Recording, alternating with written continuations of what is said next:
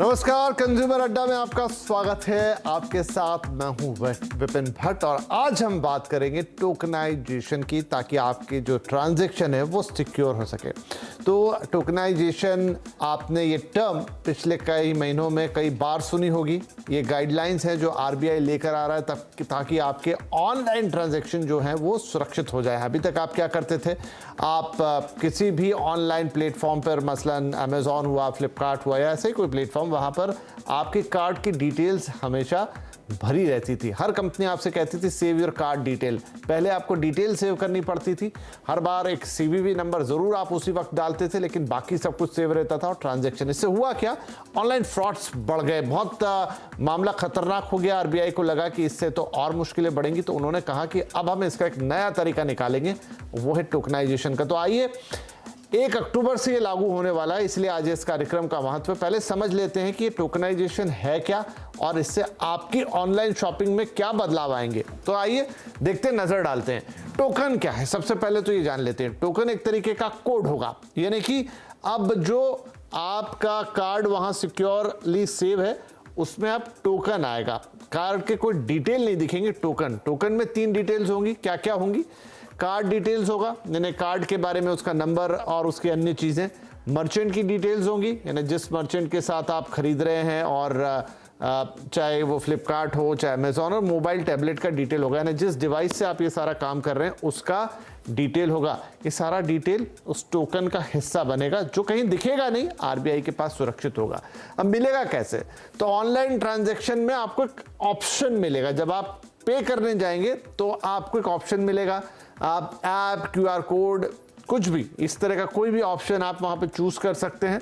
और फिर secure your card का ऑप्शन आएगा, जहां पे आप अपने डिटेल भरेंगे तो आपको मिलेगा, रिक्वेस्ट पर आपको एक ओटीपी, जब आप कह देंगे ठीक है मुझे अपना कार्ड सिक्योर करना है, अभी भी ऑप्शन ऑन है आपके लिए, तो ओटीपी आ जाएगा। आप ओटीपी डालेंगे तो आपकी रिक्वेस्ट जो है वो वेरीफाई होने पर एक टोकन जारी होगा।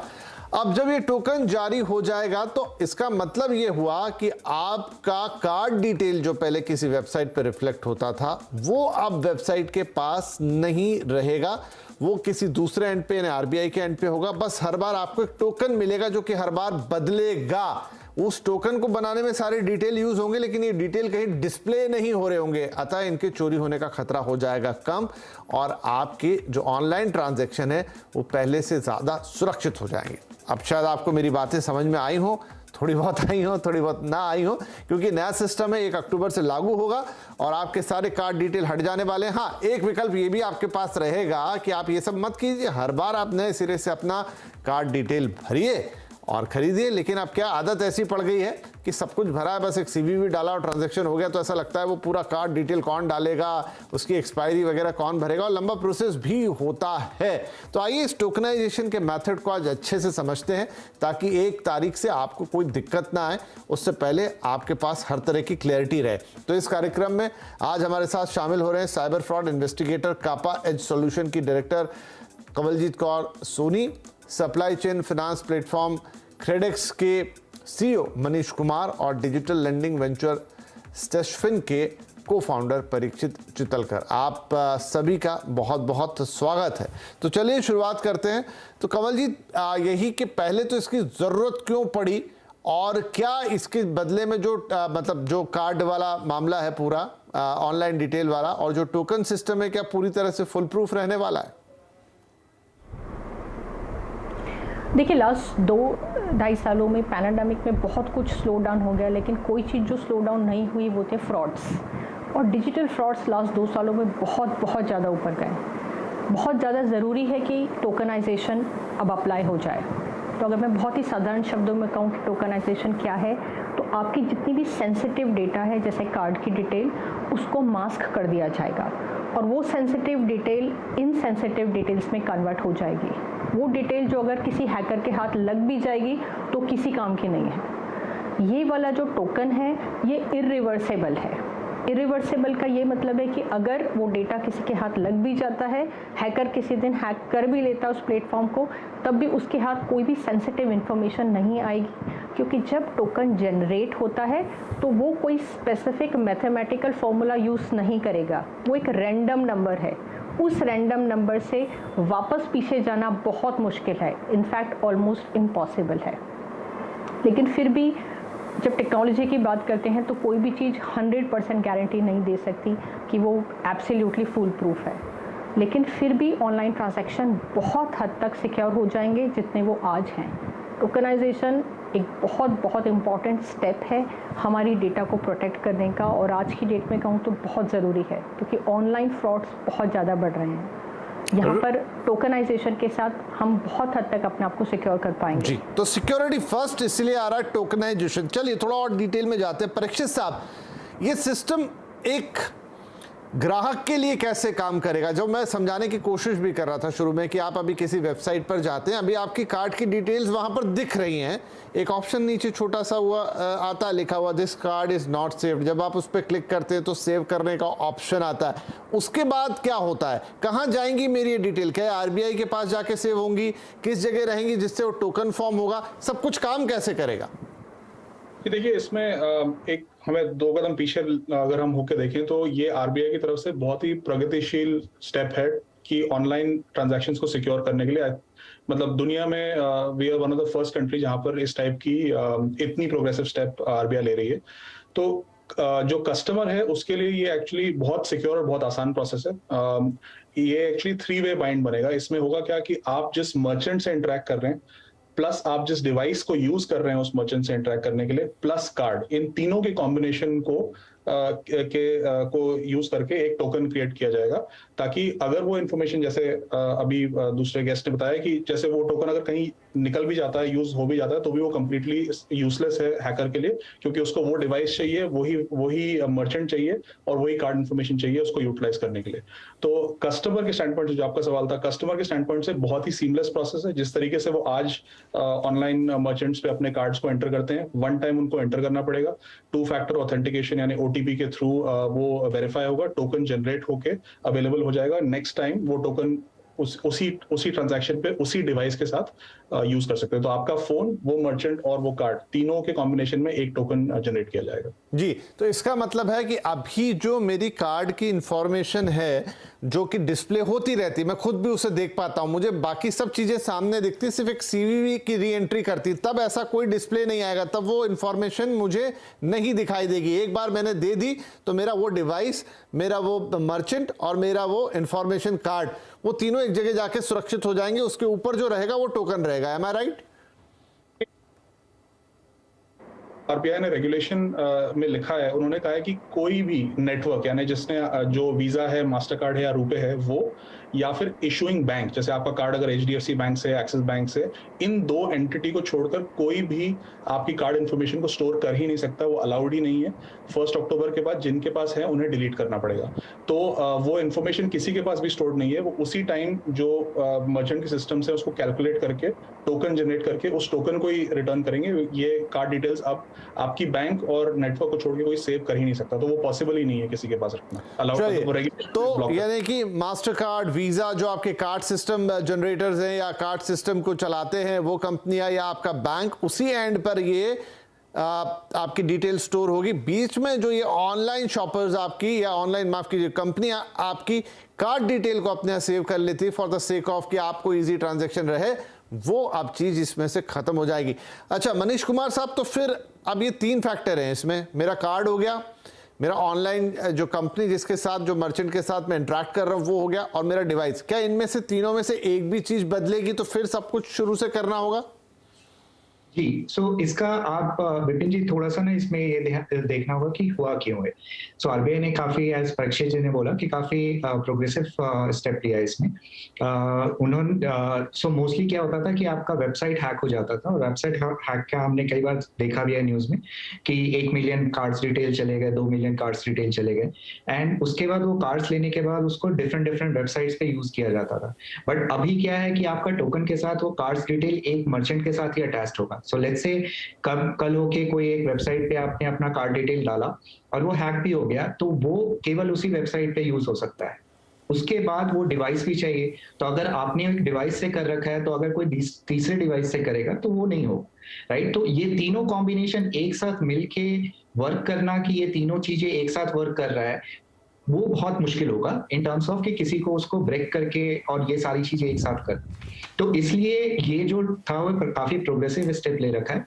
एक चीज और मैं आपको थोड़ा बताना चाहूंगा, आपने जो प्रीवियस सवाल पूछा था, सो मर्चेंट जो है टू यूज जो ये कार्ड का है उसका लास्ट 4 डिजिट जो है वो अभी भी रखेगा, ताकि आप आइडेंटिफाई कर सको कि आपने जैसे हाँ, मुझे मेरे मन में ये सवाल भी था कि मान लीजिए मेरे पास मल्टीपल ऑप्शन है जो आज भी होते हैं, और एक कंज्यूमर के एंड पे उसके पास 2-3 अलग अलग कार्ड्स होते हैं। ऑनलाइन साइट्स पे तो सेल लगते हैं, कभी वो एक कंपनी बैंक पे, कभी आपको डिस्काउंट मिलता है, कभी दूसरे पे, तो कैसे पहचानेगा कि कौन सा मेरा क्या कार्ड है? राइट, ये अच्छा आपने पॉइंट उठाया। 4 डिजिट जो लास्ट 4 डिजिट आपके कार्ड के होते हैं वो आप स्टोर कर सकते हैं, वो वहां पे रहेगा, वो डिस्प्ले करेगा, वो मर्चेंट को नेटवर्क प्रोवाइडर भेजेगा कि ये 4 डिजिट है और इसके साथ एक टोकन है।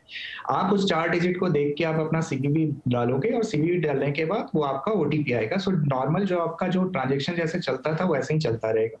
ये बस ये है कि जो मर्चेंट है, मर्चेंट साइड पे कुछ भी स्टोर नहीं है। तो आपका जो इशूइंग बैंक होता था उसके पास एनी हाउ आपके कार्ड डिटेल्स होते थे, क्योंकि उसने आपको कार्ड दिया है। और ट्रांजैक्शन जो आपका बीच में नेटवर्क होता था, जैसे वीजा मास्टर कार्ड, उसके पास भी डेटा होता था, क्योंकि उसको बीच से वो मास्टर कार्ड होता था या वीजा कार्ड होता था। तो इन दोनों के पास तो पहले से ही ये डिटेल्स होते थे। अभी जो डिटेल्स बीच में आने लगा वो मर्चेंट के पास आने लगा। नाउ विद दिस टोकनाइजेशन ये भी वो मर्चेंट के पास भी वो कार्ड नहीं रहेगा। तो उसके कारण आपका जो अगर कोई हैक करता भी है, कल जैसा और लोग बोल रहे हैं, कमलजीत जी ने बोला कि अगर कोई हैक करता भी है तो उसके लिए नियर टू इम्पॉसिबल होगा टू यूज कि वो उस कार्ड को यूज करके कुछ और कर सके। वो अगर करना भी चाहेगा तो उसके लिए पहले उसको आपका फोन चाहिए होगा, और उसके बाद भी वो केवल उसी मर्चेंट पे उसको यूज कर सकता है। ठीक है, तो ये काफी फुल प्रूफ वे है जी।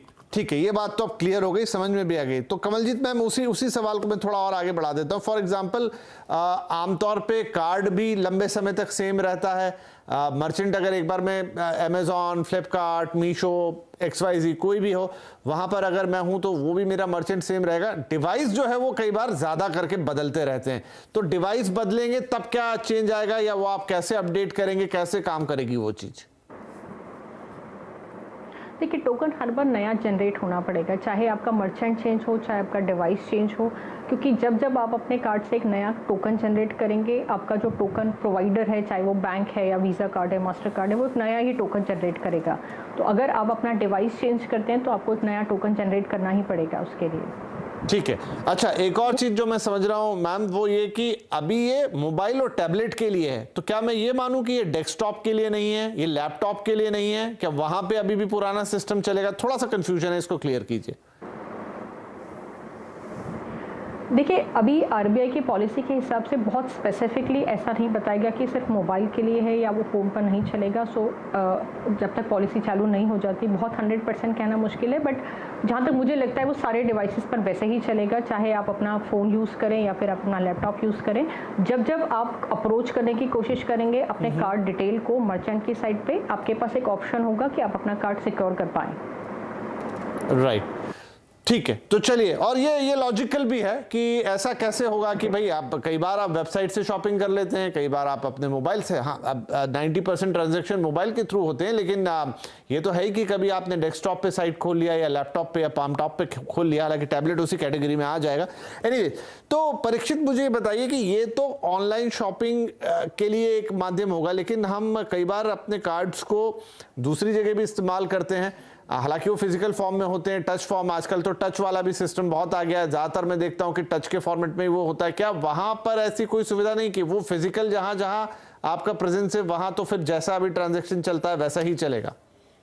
जी, इस वक्त वो ट्रांजैक्शन स्ट्रीम जैसा इस वक्त चल रहा है चलता रहेगा। उसका एक कारण है क्योंकि फिजिकल में जो ऑनलाइन फ्रॉड या हैकिंग की प्रोबेबिलिटी है, वो एक तरीके से अलग तरीके से रिड्यूस हो जाती है, इन द सेंस कि आप अपना ही कार्ड ले जाके वहां पे प्रेजेंट कर रहे हैं। ऑल्सो वहां का जो टर्मिनल है वो डायरेक्टली आपके एक्वायरिंग बैंक से कनेक्टेड है, तो देयरफॉर वो चैनल काफी हद तक आई वुड नॉट से कि वो 100% सुरक्षित है। हाँ, लेकिन ठीक है, फिर भी वो क्योंकि आपके आंख के सामने हो रहा है और आपकी एक जागरूक निगाहों के सामने, इसलिए ऐसा है।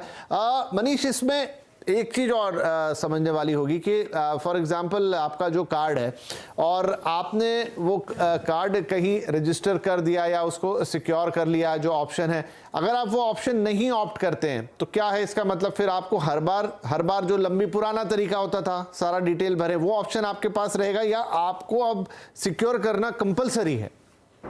नहीं विपिन जी, ये सिक्योर करना कंपलसरी नहीं है। आपके पास ऑप्शन रहेगा, आप या तो टोकनाइजेशन कर सकते हैं या फिर आप हर सारे कार्ड डिटेल्स खुद भर सकते हैं। आप जब चाहो आप वो भरोगे, आप सारी डिटेल्स उसमें डालोगे और वो डायरेक्टली एट नेटवर्क एंड पे जाएगा, तो मर्चेंट उसको कुछ भी स्टोर नहीं करेगा। उसमें से जब भी आप डिटेल डाल रहे हैं वो डायरेक्टली मर्चेंट के साइड से ना होके आपका जो बीच में आपका पेमेंट गेटवे या पेमेंट एग्रीगेटर्स होते हैं उनके साइड से होते हुए नेटवर्क के पास जाएगा और वहां पे आपको बस वो डिटेल उसी ट्रांजैक्शन के लिए यूज होगा और नेटवर्क और जो मर्चेंट है वो उसको यूटिलाइज नहीं कर सकता है या उसको यूज नहीं कर सकता है।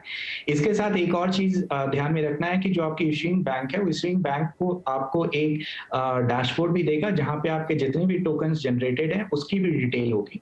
तो आप इश्यूइंग बैंक की वेबसाइट पे जाके उनके लॉगिन करके आप ये भी देख सकते हो कि आपके कितने टोकन जनरेटेड है, किस किस मर्चेंट पे टोकन जनरेटेड है और कहां पे उसका है। और अगर आपको उसमें से कोई भी टोकन डिलीट करना है तो वो आप डिलीट भी कर सकते हो। चलिए, तो ये सारी चीज़ें भी आपके हाथ में रहेगी। तो कोई कंपलसरी नहीं है कि आप इसे अपनाएं ही, आप एक टोकन सिस्टम पर जाएं ही। कुछ लोगों को अभी ये क्लिष्ट लग रहा होगा, लेकिन वैसे ये आपकी सुविधा के लिए भी है, क्योंकि देखिए आरबीआई ये भी कर सकता था कि वो सिर्फ ये कह देता कि आप मर्चेंट आपके डिटेल सेव नहीं करेगा, उसको नया सिस्टम लाने की जरूरत नहीं थी, आप पुराने सिस्टम पर जाते भरते। लेकिन वो समझते हैं कई बार ट्रांजैक्शन में बहुत कुछ करना होता है, लेकिन आपकी सुविधा आसान रहे इसलिए टोकनाइजेशन का सिस्टम है। लेकिन क्या पुराना सिस्टम ज़्यादा सेफ है या टोकनाइजेशन में आप जा सकते हैं? ये भी एक अहम सवाल है भाई। ठीक है, 5 मिनट ही तो लगते हैं, आप रखिए अपने कार्ड की डिटेल अपने साथ फिजिकली और भरिए उसको, उससे सेफ क्या होगा? तो इस सवाल को भी लेंगे लेकिन इस छोटे से ब्रेक के बाद।